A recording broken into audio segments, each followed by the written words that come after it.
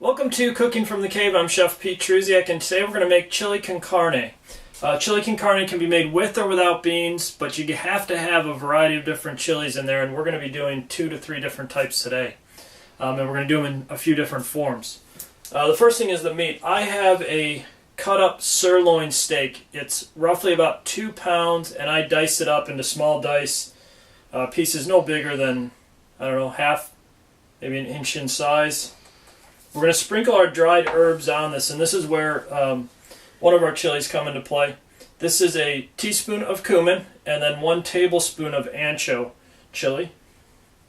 And we're going to sprinkle this, and it's dried ancho. I have 1 tablespoon of dried oregano. This is Mexican oregano. If you can't find Mexican oregano, use other dried herbs, but you need something in there for that floral flavor. And then we're going to do 1 teaspoon of black pepper and 2 teaspoons of salt.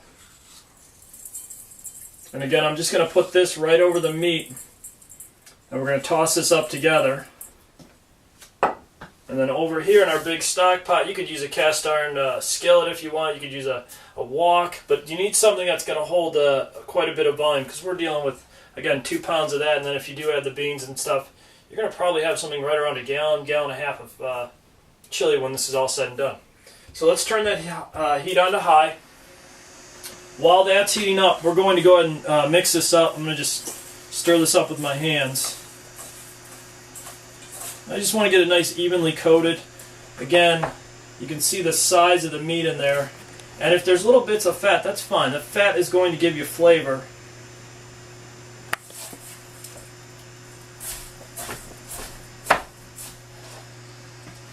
In this pan, we're going to add a little bit of oil.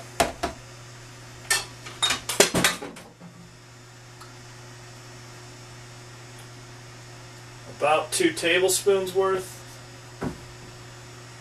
Once that oil moves around, we'll get some smoke coming out of the pan. We can go ahead and drop our steak in there. You'll hear that nice sizzle, which is what you want. And then we'll go ahead and stir this around. I'm already smelling the ancho chili start to fill up the air in the room. I'm starting to smell the oregano and everything. That's what you do want.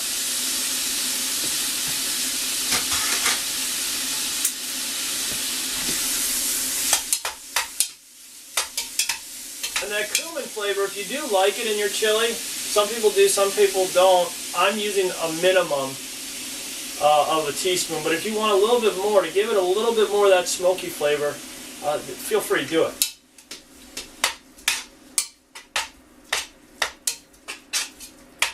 Alright, we'll let that settle just in the bottom. We're going to probably come back in about 2 to 3 minutes. It's going to brown up, it's going to start to caramelize, and then we'll start adding a few more ingredients. Our beef is caramelized nicely now. We're going to begin to add our yellow onions. That's 1 whole diced yellow onion. And again, I have roughly about the same size dice for my onion as I did for the beef. I have chopped 8 cloves of garlic. It seems like a lot, but because we're going to stew this for a while, it's not going to really have that sharp garlic flavor. It's going to have more of a subtle flavor. The longer you cook garlic, the less it has that acidity in it and that sharpness to it. So it's okay. 8 seems like a lot, but we're going to put that in there. Stir all this up together. We're going to let the onion and the garlic caramelize now, probably come back in about 30 seconds, and then we'll finish this up and then let it stew for roughly about an hour. Alright, so our beef and onions have caramelized nicely in the pan. The next step is to add our green chilies as well as our tomatoes.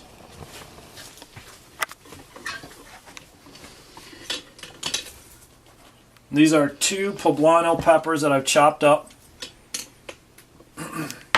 And again, we'll stir this in.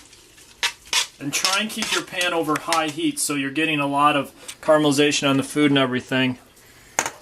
We'll add our 28 ounces of diced tomatoes. This is just canned tomatoes that we're using.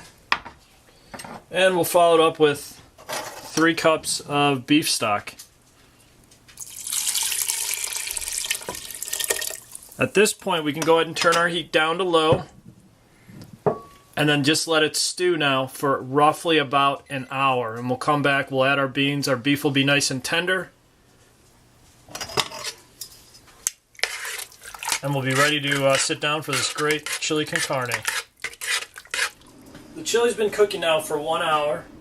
And the liquid, that stock, is gradually reduced. So what you're left with is fairly thick chili right now. But the next thing we're going to add is we're going to add our beans. These are 3 cans of red beans, and I'm going to bring this heat up once I add the beans.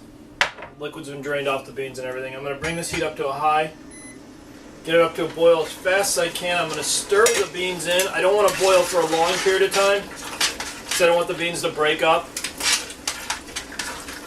but I do want to heat the beans, so I'm just going to continually stir it. Some more of the stock's going to evaporate. I'm going to show you what we're going to be left with here in just a little bit. Also, at this point, it's a good time to taste it. So I want to make sure I get everything in here. Taste some of the beans, the tomatoes, the peppers. And adjust it if necessary. If it needs a little bit more heat for you, we make our own hot sauce, the Cave does.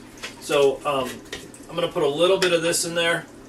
You could use other hot sauces if you want to, just enough, and really just make the chili your own right now. Like, now's the time to season it up however you like it.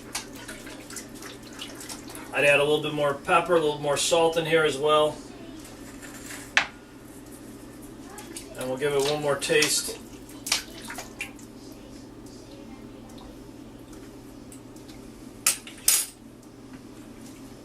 I think it's right there. Beautiful. And now we can ladle this up. That beef is really broken down. Remember those little cubes we started with?